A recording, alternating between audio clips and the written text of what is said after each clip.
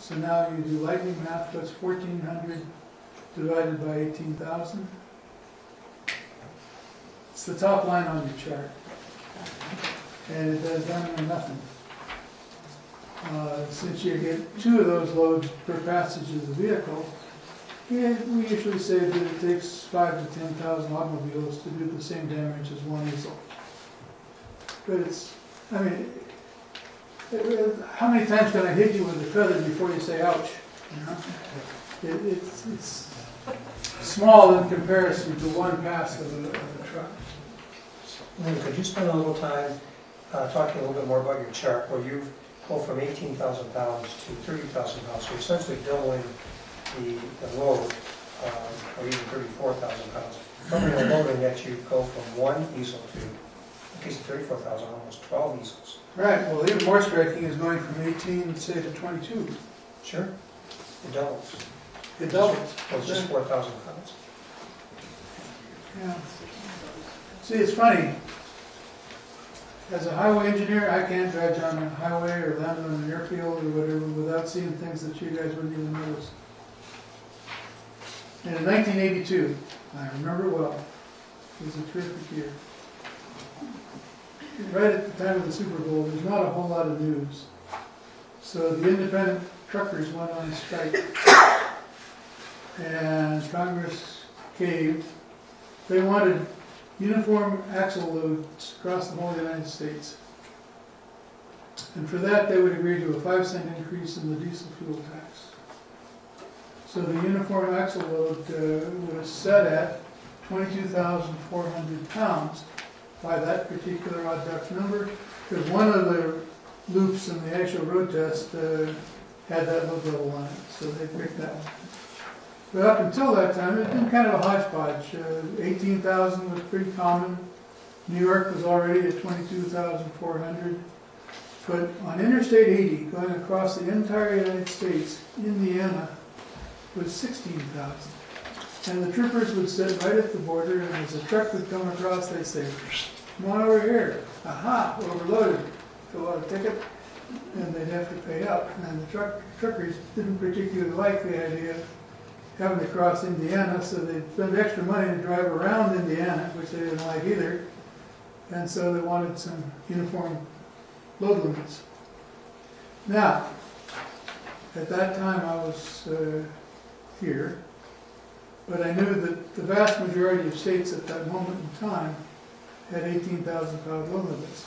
And the federal government just agreed to 22,400. So I whipped out my pocket calculator and did the numbers, and it was about 1.65 or so, as I recall, was the easel factor associated with that, which means that roads that had been designed with the thought in mind the legal load was 18,000 pounds, we're now 60% in trouble, or will last less than.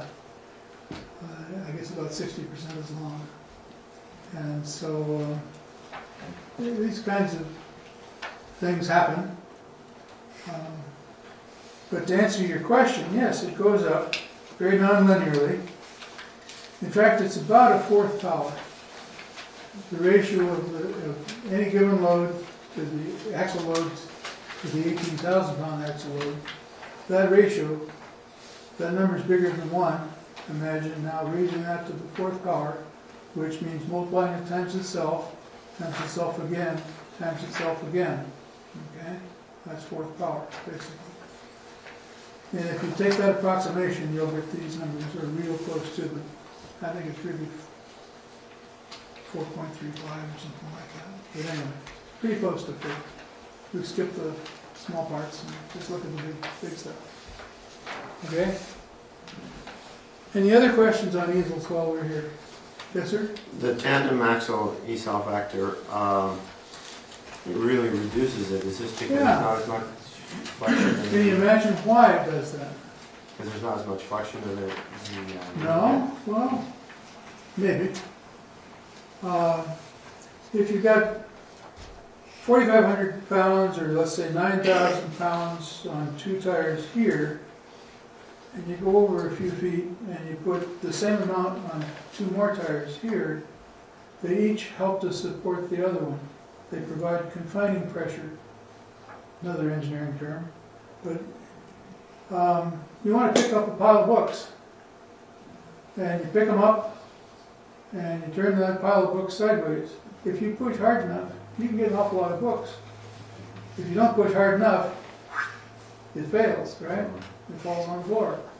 Same sort of thing with the confining pressure on granular materials.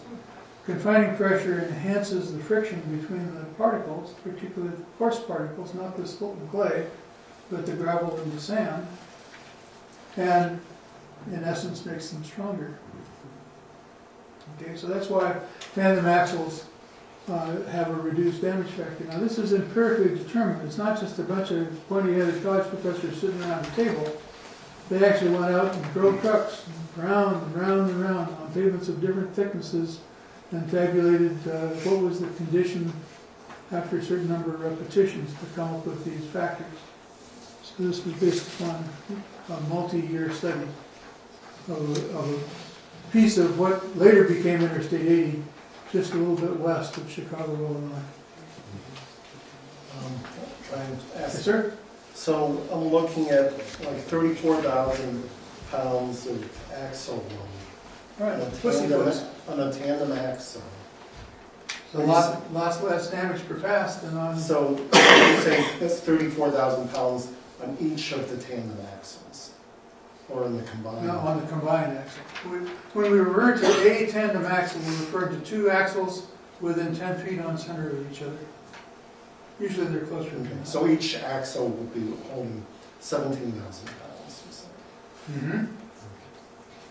Then, It depends on how the yeah. hardware is designed, but let me just say yes, rather than making it complicated. Okay, but it actually would be more damage than one single axle with 18,000 pounds. Just a wee touch more, yeah. So the sweet Which seems spot, contrary to the idea of a confining load. no, because you got 17,000 pounds pushing down and out, holding the 17,000 pounds for this one over here. Making it stronger. So if you put the two axles 20 feet apart, 17 and 17, you get a lot of damage. Maybe like 2 18-pound, but you put them close together, you get less damage. That's what you're arguing. Right. Not that you do. Yeah, it still does more damage than a So- light load. But the bottom line point is the tandem axles are much easier in terms of the damage per pass than single axles are. And sometimes, rarely, you'll see trucks with 6 or 8 axles underneath them for exactly the same reason. They're trying to reduce the damage per pass of that truck. Yes, sir? That was my question, what about triaxles and I- quadraxles? Tried to, as I say, not get too deeply into the weeds. There's tritums and there's exceptions for public works vehicles in the act of snow and ice control or hauling salt, sand, and so on and so forth. Which actually, incidentally, one of the worst loadings, or most critical loadings, I guess would be a less pejorative way of saying it. One of the most critical loadings you can imagine on our light-duty road system in New York State is a big salt sand truck right in the middle of spring thaw, because it's exempted from many of these that I'm trying to get to on the screen here, load limits, and given substantially higher load limits. Do you remember what it is, Cindy? It's like 60,000 pounds, isn't it, or something like that? A lot of ours is for 80,000. Right. So anytime you want to run overloaded, you just take a handful of salt sand mixture and throw it up there in the truck and say, hey, I'm hauling salt sand mixture, right? Well, a lot of times when we plow our gravel roads, you'll see it, what we normally plow with a 10, we'll go to a smaller truck because it Just to reduce damages, once it. it's damaged. Yeah, even a Jeep would be better sometimes than a big old salt sand truck. Professor Irwin? Yes, sir. Wait a minute, I'm just plain old Lynn. I'm gonna have to professor me. Even neighbor would be okay. I'm glad you brought up the point about that 80,000 pounds gross on the snowplows, Yeah, on 3 axles. right. I'm not sure that towns and counties take that into consideration as much as they should, because those vehicles are driving on, as you just said, on the roads at the worst time of year. Yeah, but think back to the slide that I had earlier on seasonality. They're also out there doing exactly the same job at the time of the year when the roads are the strongest they're ever going to be. And unfortunately, the strong period of time comes just before the weakest period of time. So you kind of get in the habit of just sucking it to those trucks. They'll hold that much.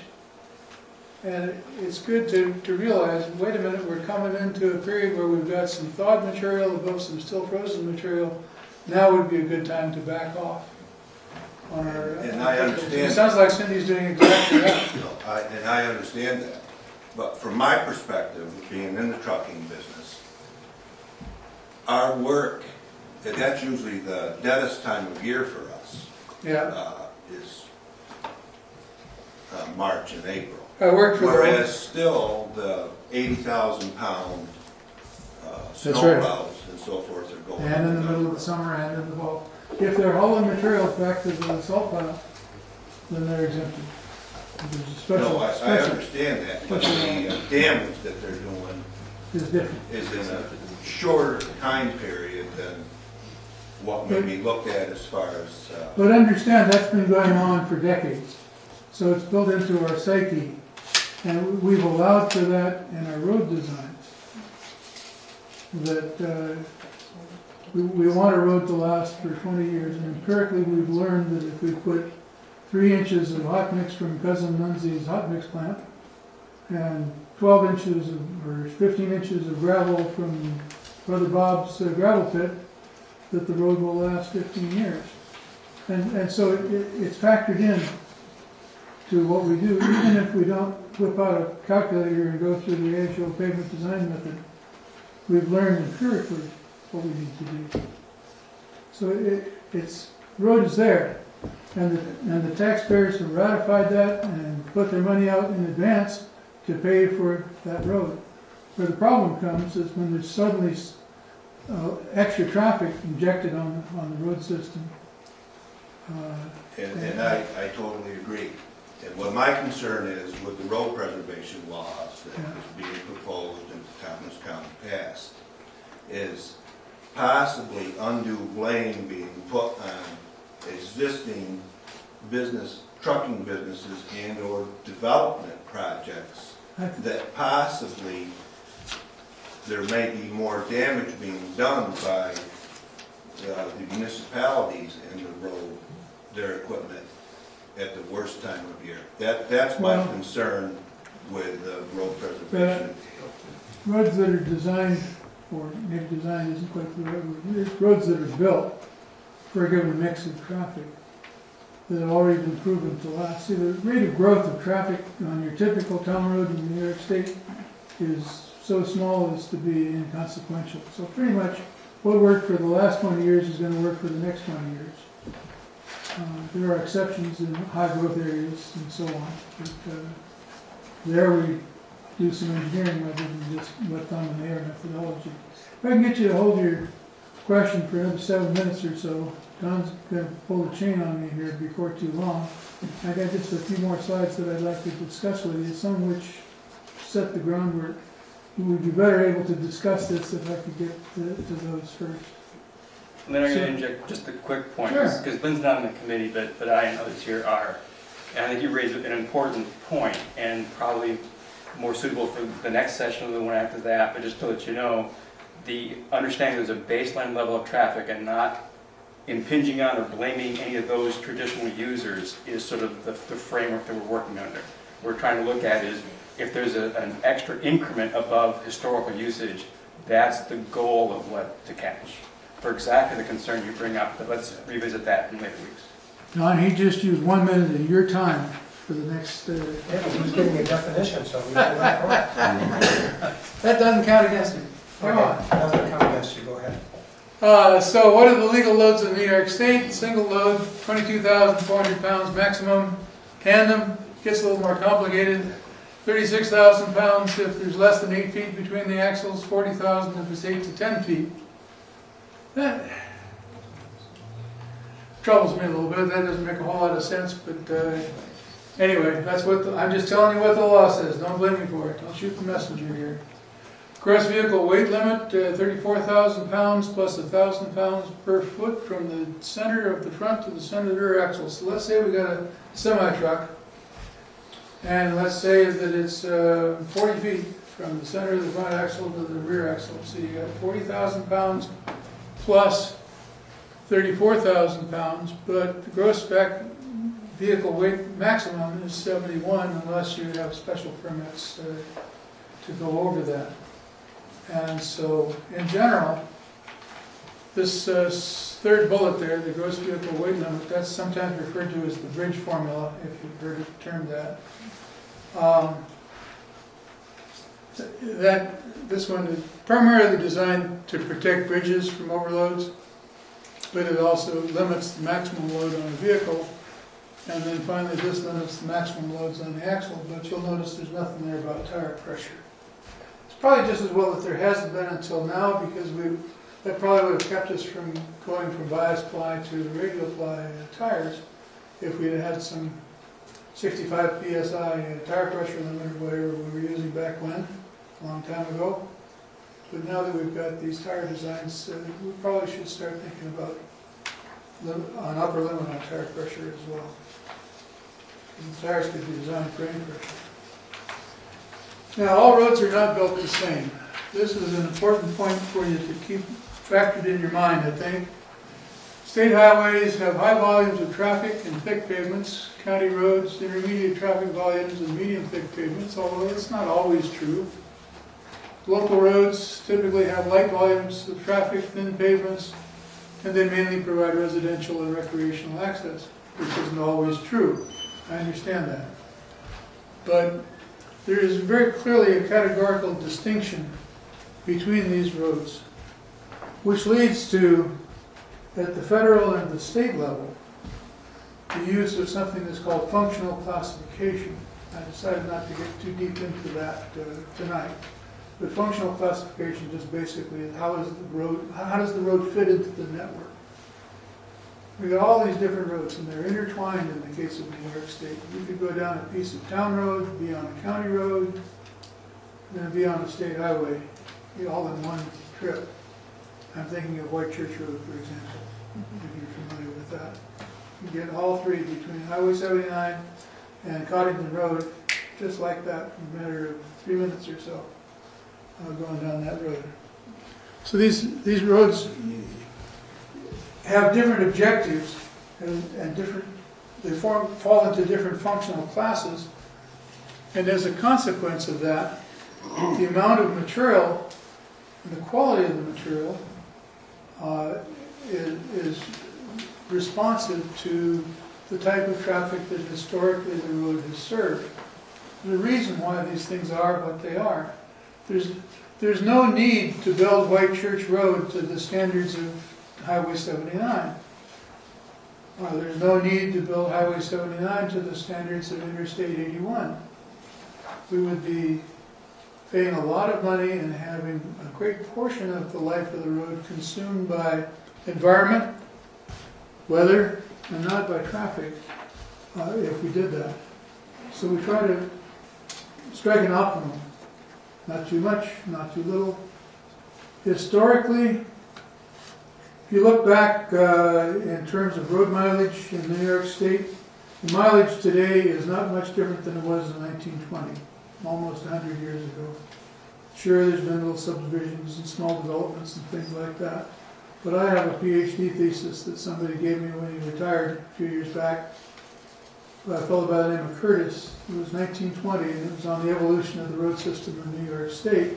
And the maps that he has in there, when you hold them up next to the maps of the road system today, are essentially no big difference between them.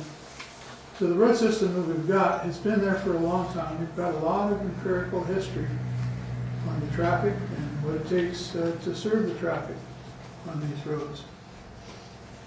But ultimately, there is some limits in terms of laws that are uniform across the whole state, and then within those legal limits, we build what we need to. And the overriding principle is that we want to spend as much taxpayer money as necessary for a road to last 15 to maybe 25 years. And we don't, if we spend any more than that, we're overbuilding. And if we spend any less than that, we run some risks. So let's get to the subject of developments. Developments generally bring in large volumes of traffic for a short period of time.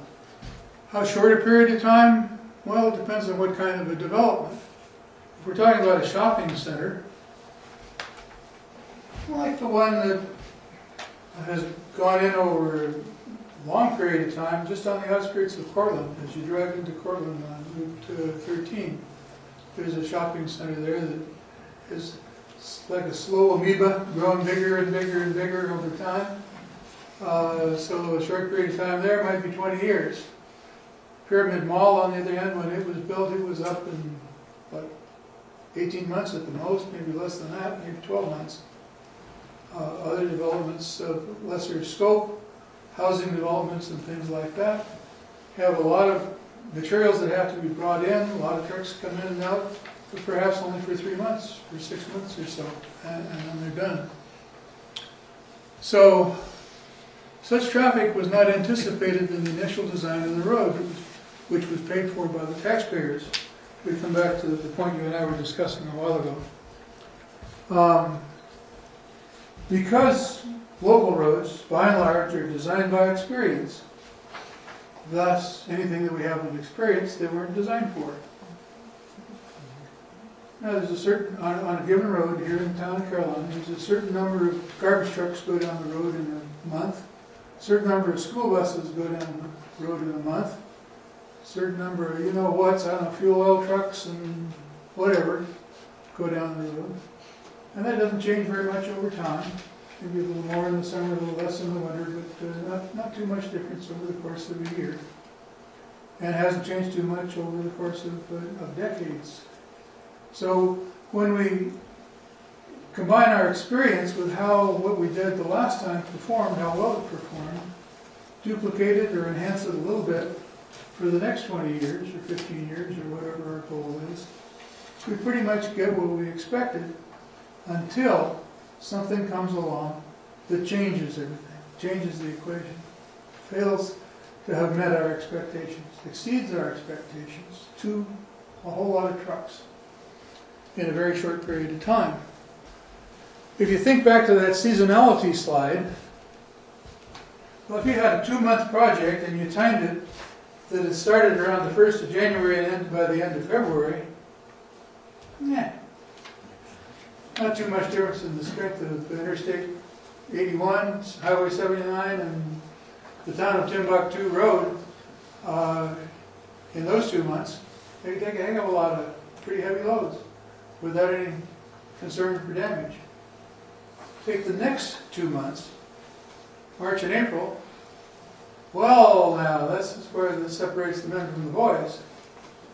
You go to the state highway up here, Highway 79, and put a whole bunch of development traffic on that road, it doesn't breathe heavily. It's perfectly adequate. It's got lots of pavement out there. 13, 18 inches of asphalt perhaps accumulated over a series of layers over a period of tens of years.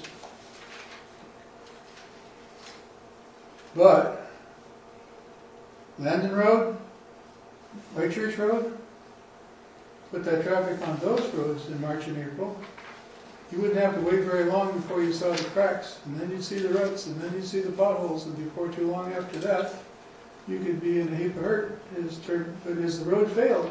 Well, no, you can still go down it, but it's beginning to cost a lot of road user cost to go down it. Yes, Tom? We're not having those kind of winters anymore. We're not having those winters where it's frozen from November through to late March. Did you live here in the late 70s? No. Well, I've been here for 40 years. I can tell you that 3 times I've seen winters like we're seeing right now, and 3 times I've seen hell of winters that always seem to come right on the heels of the really nice ones. So just you wait. Just you wait. But my question is, when we have these cycles where it's not frozen solid Right. for a chunk of time, but where we have, last week it was 50 degrees, this week it's 10 degrees. What does that do to this Well, that life cycle of causes the the road. frost to go deeper, or not quite so deep in the road, certainly. Last year, I had a research project measuring road seasonality. We got no frost whatsoever. We had no winter. There was no frost in any of our roads, including up in the Adirondacks. So we had to wait and do it all over again this year. We've got our fingers crossed that we're gonna get a real winter this year. We probably will. The odds are pretty good. But does the freeze thaw kind of thing Yes, it cause does. even more problems, or? So that's why, for instance, in Virginia, which is kind of on the threshold between north and south, they get a lot of freeze-thaw cycles in a fairly standard winter, more than we get. It goes frozen, stays frozen, and comes out. But down there, it freezes and it thaws, and it freezes and it thaws, and there's a lot of periods of time where there's some really soft stuff up near the tires with some still frozen stuff underneath. And that really wreaks havoc on roads in Virginia and southern Pennsylvania and down that way. But keep in mind that going back to this point I was making a moment ago, about we use experience as our teacher for how to build roads. So we build these roads over a 20-year or so life. And in 20 years, you see some warm winters and you see some cold winters, and all of these factors are combined. But when you have a developmental project going on that's going to last for 3 months or 6 months, it's cherry picking a small period of a 20-year lifetime of the road. It was and that traffic was totally unanticipated for it because it wasn't in our experience base. And that's what the issue is with developmental traffic. Traffic was not anticipated in the design life of the road, but it was paid. But what was put down was paid for by the taxpayers to last for a period of time, typically 15 or 20 years. Such traffic may consume a large portion of the life of the road during the short period of time that it's in operation. And it really matters what months of the year it occurs. So what do you do? What's fair to the taxpayers and fair to the development traffic? And this is a point of philosophy that I think makes sense. The road use permits, which are part of the vehicle and traffic law, which the town is already enabled to issue and use, is a mechanism to allow the municipality to charge the developers for the large proportion of road life that they use. How much is large? That's a policy decision, not an engineering decision. I can't answer that question. I can suggest to the policymakers that I would say, if a given project is going to use more than 5% of the anticipated life of the road, whether the road is brand new or right near the end of its life, if it's going to use more than 5% of what the taxpayers paid for, that's probably a level where you need to start thinking about using road use permits. Somebody might disagree with me and say, no, I think 10% is the right number, or 7.5%, or 3 3/4. Oh, I don't know. That's a policy decision, and I'll leave it to the policy makers.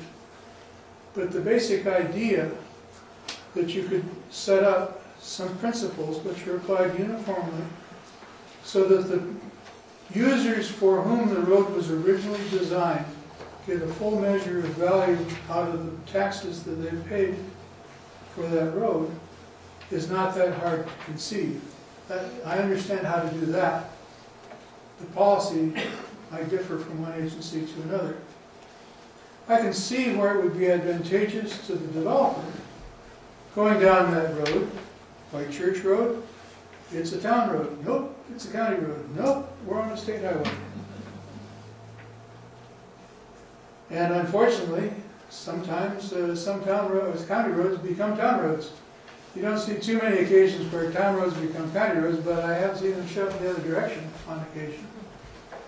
And so it would be nice if there was some general agreement across governmental lines so that there was some uniformity to how different agencies approach this problem. I know that the New York State DOT is working furiously to try to come up with a model local law to give some uniformity across municipal borders. Sound engineering principles should be used if you're going to determine the charges for developmental road use. The reason being that if you're just too arbitrary about it, you go to court and you'll lose. Just sure as hell you'll lose. And so you want to be very careful to document what you do, and it ought to be possible, if one person figured out what that cost is, it should be possible for a second party to come up with darn near the same number if they use the same methodology. If that doesn't happen, you're on shaky ground, I'm afraid. Well, I've more than consumed my allotted time. I hope we enjoyed ourselves. If not, as I say, beat on me, I'll try to answer questions when you're ready. Don, I turn back to you for now. Thank you, Lynn. So